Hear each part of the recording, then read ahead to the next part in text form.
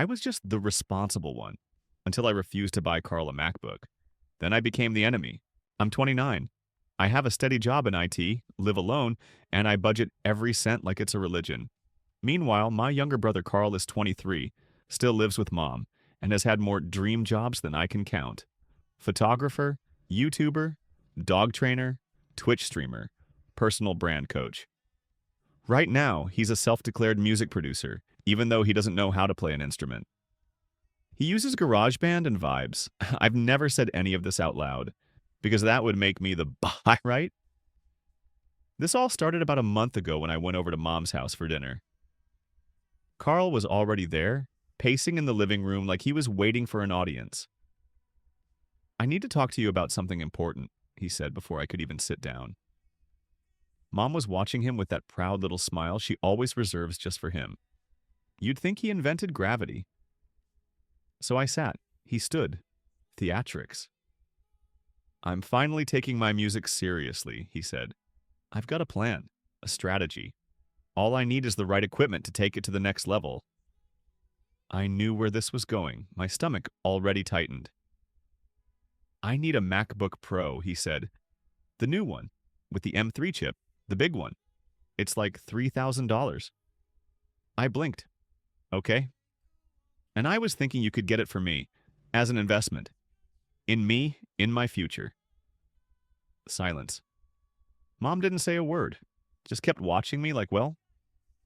I laughed. Not because it was funny, because I didn't know what else to do. Carl, I love you, but I'm not buying you a $3,000 laptop. His face dropped like I'd just told him I'd killed his dog. It's not a gift, he said quickly. It's an investment. I'll pay you back when I start making money. With what? I asked. You don't have a job. He launched into a whole thing about streaming revenue, potential sponsorships, how one good track could go viral and change everything. I felt like I was watching a TED Talk on delusion. I'm being serious, I said finally. I can't just give you that kind of money. He stormed out of the room. Mom followed him. Dinner was tense. Carl didn't come back out. Mom barely touched her food. Every now and then she'd sigh dramatically like I'd ruined the night. By the time I left, she hugged me stiffly and said, You didn't have to humiliate him.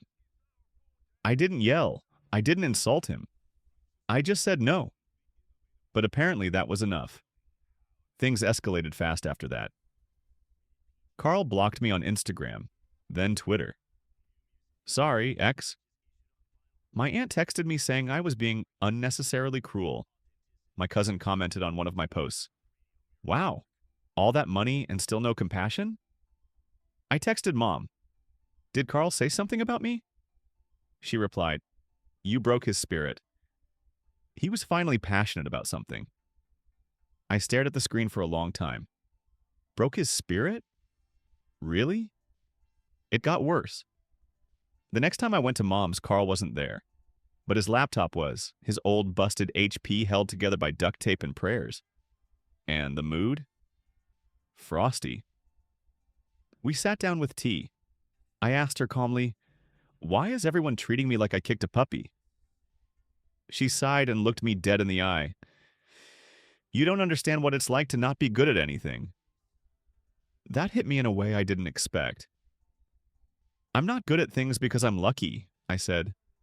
I worked hard, I saved, I made choices, I skipped vacations, parties, sleep, so I could have a stable life. That's not privilege. That's effort. She shook her head. You always think you're better than everyone. No, I don't, I said. I think I've earned what I have. Then she hit me with it. If your father were still here, he'd support Carl. That shut me up. I haven't heard her mention Dad in years. He died when I was 15. And the truth? I'd practically raised Carl after that. Picked him up from school, helped with his homework, cooked dinners when Mom worked late. I put my own dreams on hold for both of them, but none of that mattered now, because I wouldn't buy Carl a MacBook. I left that night feeling like I'd stepped into some parallel universe. I was the one who'd always helped. Always been there. Always cleaned up after everyone else's mess. And now, I was the villain. That was 2 weeks ago. This morning, I woke up to a text from my other cousin, Lena. She lives in a different state and doesn't get involved in drama. So I was surprised when I saw what she wrote. You should probably see this. Check Carl's TikTok. I opened the app. There he was, in his messy room, dramatic music playing, looking straight into the camera. My own sister turned her back on me, he said. She's got this big job in tech, makes tons of money, lives in this fancy apartment, and when I asked for help, she said no, just like that. No compassion, no support, cold, heartless. I froze. Then the camera panned to a screenshot of our text, completely out of context, cropped to make it look like I was mocking him. Comments flooded the screen. What a toxic sister.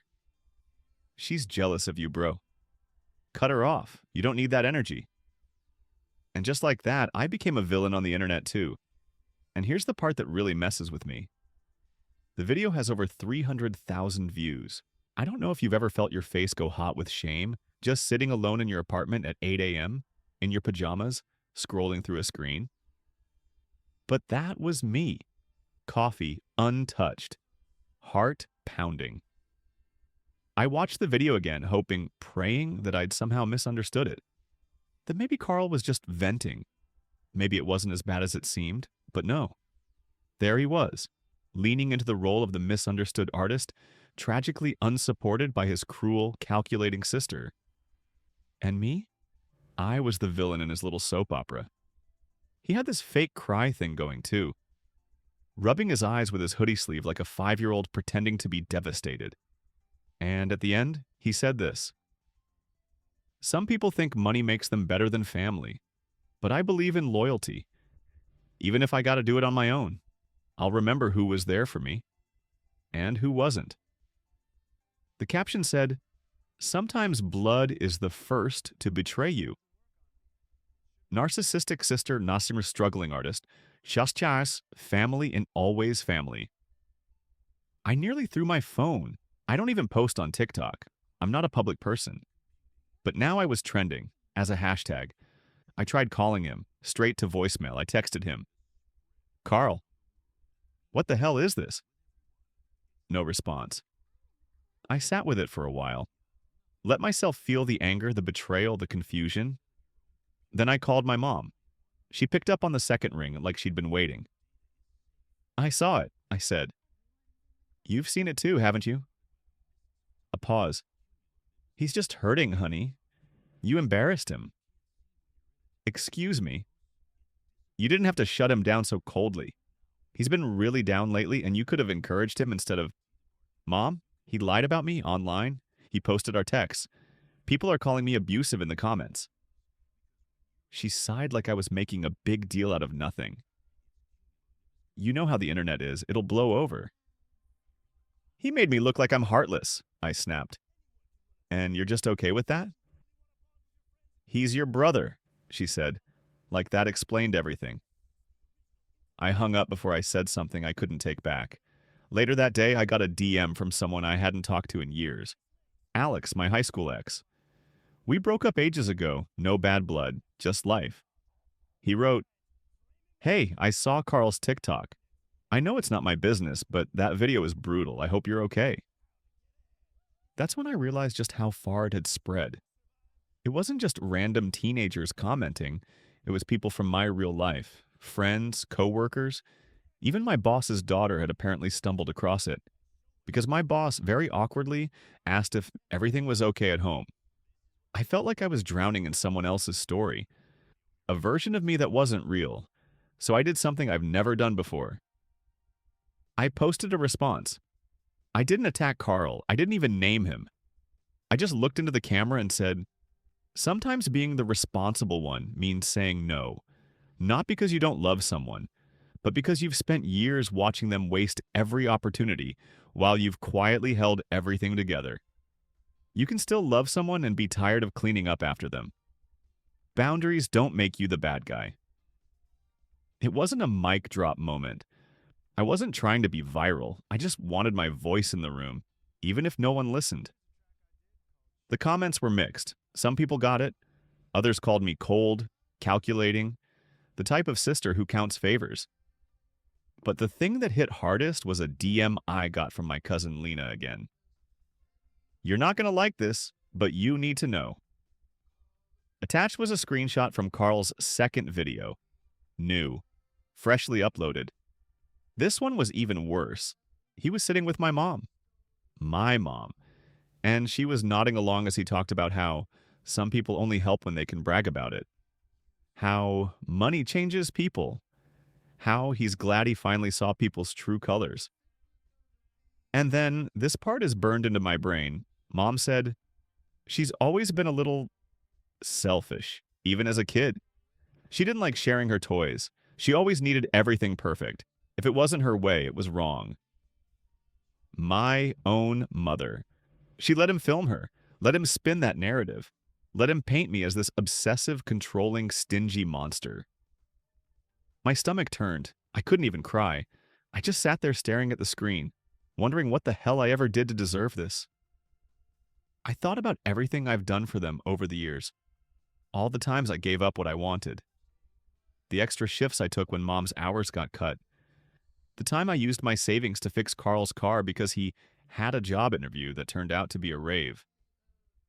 None of that mattered now, because the minute I stopped saying yes, I became the enemy. And just when I thought it couldn't get worse, when I thought, okay, this is rock bottom, Lena messaged me again. Another screenshot. This time, a PayPal receipt. Carl had set up a donation fund to raise money for his MacBook. Caption: "Since my own family won't support me, I'm turning to my real community. Help me follow my dream. Every bit counts. Support small artists, MacBook fund," and people were donating hundreds of dollars. I stared at that PayPal screenshot for a full minute before it sank in. He was making money off of this. Not just attention. Not just likes or sympathy or sad emojis in his DMS. Actual money. From strangers. From people who thought I was some heartless dragon hoarding my tech job gold while my sweet baby brother just wanted to create art. I don't know what made me angrier, the grift or the fact that it was working. And my mom, my own mother, was backing him. Sitting next to him like this was a family project. Like humiliating me online was a team sport. I didn't sleep that night. I laid in bed, staring at the ceiling, playing every memory of the last 10 years in my head like a horror movie marathon. I remembered when Carl dropped out of community college after one semester because the professors were too rigid. I remembered when I gave him $500 to buy a used camera. He spent it on weed and never mentioned the camera again. I remembered standing in our old living room, holding a tuition bill for my first semester of university, wondering if I should defer because Mom was still behind on the electric bill, and Carl had accidentally crashed her car again. But I didn't defer. I just got another job. Waited tables at night, slept on the bus sometimes. Because that's what the responsible one does, right? We sacrifice quietly so no one else has to suffer loudly. But this was too much. I spent the next day in a fog. I ignored my texts. My boss asked if I was okay, and I just nodded. I couldn't focus. I couldn't even eat. I opened TikTok one more time. I don't even know why. Some part of me thought maybe Carl would have taken the videos down, that maybe guilt would have finally caught up to him. Nope. New video. This one was different. He was sitting on the floor holding a package, a laptop box. "I didn't think it would happen this fast," he said, grinning at the camera. "But y'all are amazing. We hit the goal. I got the MacBook. The dream's real now. Can't wait to show you what I create." He ran his hand over the box like it was a trophy. Music swelled in the background. The comments were unhinged. "We did it, King." "You deserve it, not her." When your family's toxic, the internet becomes your real family. My chest hurt. I wanted to scream. I wanted to throw something. I wanted to shake every person who donated and shout, "You don't know him. You don't know what he's done." But I didn't. Instead, I called Lena. She answered immediately, voice soft. "Hey." I tried to talk, but I choked on the first word. Ended up crying instead. Quiet, ugly crying that had nothing to do with a laptop and everything to do with years of biting my tongue. She listened. Didn't interrupt, let me fall apart. When I could finally speak, I said, Am I crazy? Have I just made up this whole thing in my head? No, she said firmly. You've been carrying them for years. You say no one time, and they act like you set the house on fire.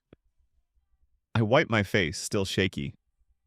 I don't even care about the laptop. I care that he lied, that she let him.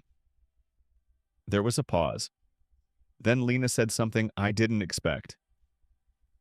You know, Carl's not even the one who set up the PayPal, right? What?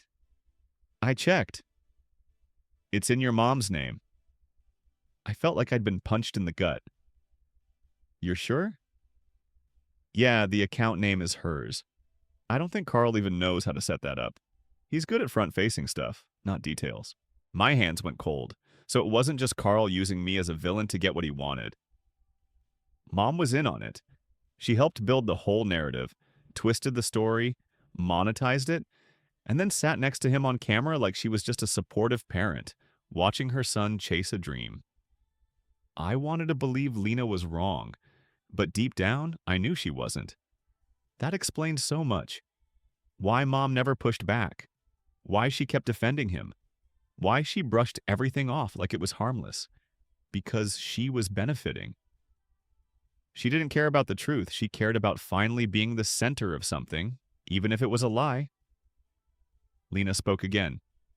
You need to protect yourself, like legally. This is defamation. They're spreading false info about you, using your name, your messages. If it gets worse... She didn't finish. She didn't have to. I'd never thought about legal action against my own family. It felt disgusting. But so did watching strangers call me a narcissist while my mom collected tips behind the scenes. I took screenshots. I documented everything. I contacted a lawyer, not to sue yet, but to understand my rights. He confirmed what I feared. They were on very thin ice. Carl had posted private texts. Mom had helped spread damaging claims. It didn't matter that I wasn't a public figure. It didn't matter that it was just TikTok. Once you weaponize lies for money, that's not just drama, that's actionable. And then, because apparently the universe wasn't done gut-punching me, something else happened. I got a call from a reporter, local outlet, said she'd seen Carl's video, thought it would make a great human interest story. A struggling artist, abandoned by family, saved by online kindness. She wanted a quote from me. I laughed. I actually laughed out loud, bitter and hollow. You want a quote? She paused. I mean, if you'd like to give your side... I'm not giving you anything, I snapped. Because this isn't a story. This is my life. And I hung up. I was done being quiet. I sat in my car for 20 minutes after hanging up on that reporter. Hands locked on the steering wheel like I was trying to keep myself from flying apart. Something cracked open in me that day. Not just the anger, not just the betrayal. It was that cold realization that my family didn't just let this happen. They built it. Carl was the face of it, sure. The puppy-eyed underdog. The struggling artist. But Mom? She was the silent architect behind the scenes, feeding the narrative, twisting the knife. And I was just disposable. All because I said no. I didn't go home that night. I couldn't. I went to Lena's. She hugged me without saying a word and made tea while I sat on her couch trying to breathe. Her apartment smelled like lavender and cinnamon, like warmth and safety. I didn't even realize I was shaking until she wrapped a blanket around me. I'm thinking about going public, I told her. She raised an eyebrow, like, making your own video? Yeah, I said. Not for views, not to clap back. Just to tell the truth. Set the record straight. Get my name out of this mess. She nodded slowly. If you do it, make sure it's all facts. No emotion. Just the receipts. That night, I didn't sleep much.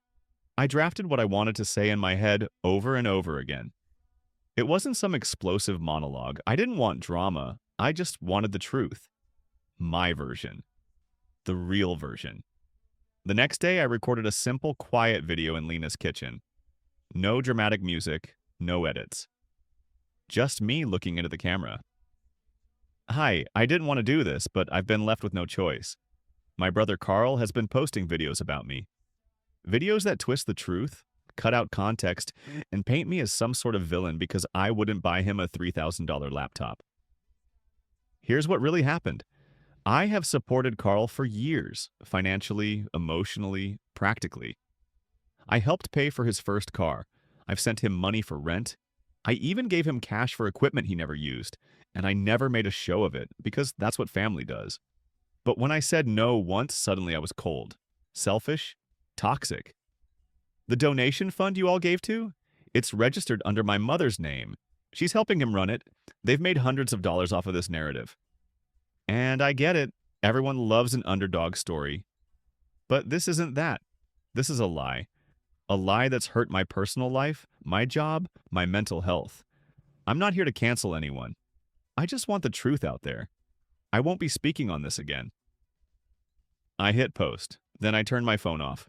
I expected backlash, hate, maybe some pity. What I didn't expect? People started switching sides. Not all of them, but enough. Comments rolled in like waves. Wait, the PayPal is under his mom's name? She's got actual receipts. Carl's losing credibility fast. This is so sad. The responsible sibling always gets screwed. Some of Carl's former cheerleaders started turning. I saw TikTok stitching his original video with clips from mine, with titles like, "This didn't age well." Carl didn't respond immediately. Maybe he thought it would blow over, but then it got worse for him, because someone, not me, dug up old tweets. Posts from his Twitter X account from 2018, where he joked about faking GoFundMe stories for extra cash, screenshots spread like wildfire. They didn't paint him in a good light. Suddenly, the golden boy image cracked. Carl deleted his TikTok, then his Twitter. Then, apparently, he deactivated his PayPal fund. But it was too late. People remembered. And my mom? She called me. It was 2 days later. I stared at the caller ID for a long time before answering. Some twisted part of me thought, maybe she's going to apologize. She didn't. She was furious. "How could you do this to your brother?" she spat. "He's been a wreck for days. He's talking about deleting everything. Do you even care?" I let her finish. Then I said, "No. I don't care about his followers. I care that you helped him lie." Her voice went cold. "We were trying to help him follow a dream, but you've always hated it when Carl had something special." I laughed bitterly. "Special? He scammed people, Mom. You helped him scam people." She didn't deny it, just said, "It wasn't like that." I hung up. I didn't yell. I didn't explain. I just ended the call and blocked her. And that was that. Lena hugged me when I told her. "You did the right thing," she said, "even if it doesn't feel like it." And she was right. It didn't feel good. It felt like a funeral. I grieved the idea of a family I never really had, the version of Mom who had my back, the brother who loved me for more than what I could provide. But I also felt free. No more guilt. No more keeping the peace at my own expense. The video, it's still up. I've muted the comments. I don't need praise. I just needed the truth out there. As for Carl, he's gone quiet. No new videos, no new projects. I heard from a mutual that he's taking a break from social media to protect his energy. Good. Maybe he'll finally reflect. But I doubt it. To be concluded in part 5. Vy сказали, продолжай ChatGPT сказал part 5. It's been a few weeks now. The dust has mostly settled, at least publicly. No more viral videos, no trending hashtags. Carl's name has stopped popping up on my For You page, and my DMs have gone quiet. The internet, true to form, moved on. Someone else became the main character of the day. But behind the scenes, it's like a bomb went off in my family. I haven't spoken to Carl since I posted my video. I haven't spoken to Mom either. She hasn't tried again, not even a text. I guess once I stopped being useful, I stopped existing to her. Or maybe I made it too hard for her to pretend she was innocent. Either way, I'm not chasing closure anymore. Lena told me that Carl tried to spin the story one last time to some of our distant cousins, said I humiliated him and tanked his career, just as it was about to take off. His career. Like TikTok pity donations are a long-term business model, but no one bought it this time.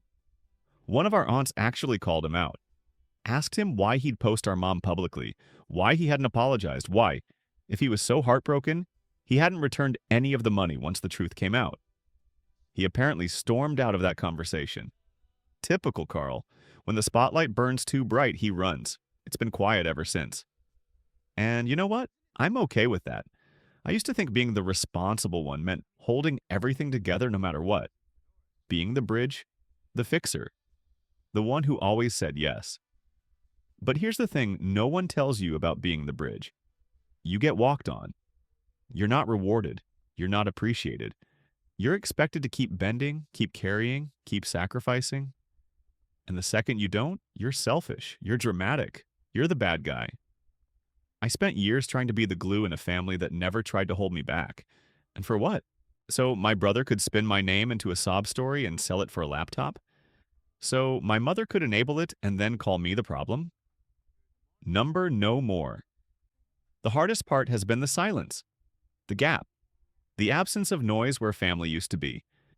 I'm grieving people who are still alive. That's a weird kind of pain. There's no funeral, no closure, just space. But in that space, I've started building something new. I've been spending more time with friends I used to blow off because family needed me. I'm sleeping better, eating better. I finally booked that trip I kept putting off because there was always some emergency at home. And Lena, she's still here. Still my rock. We talk almost every day now. She says I should write about this, really write about it. Maybe I will. For now, though, this is enough. This post, these words, this truth. So if you're reading this and you've been in my shoes, if you're the responsible one, the backbone, the fixer, the ATM, the emotional punching bag, hear me when I say this. You are not wrong for having limits. You are not selfish for saying no. You are not cruel for wanting peace. You are not a bad daughter or sibling or cousin because you got tired of being used. Family is not a free pass to your energy. Love without respect is just manipulation with a prettier name. And if walking away makes you the villain in someone else's story, let them tell it. Just make sure you tell yours too.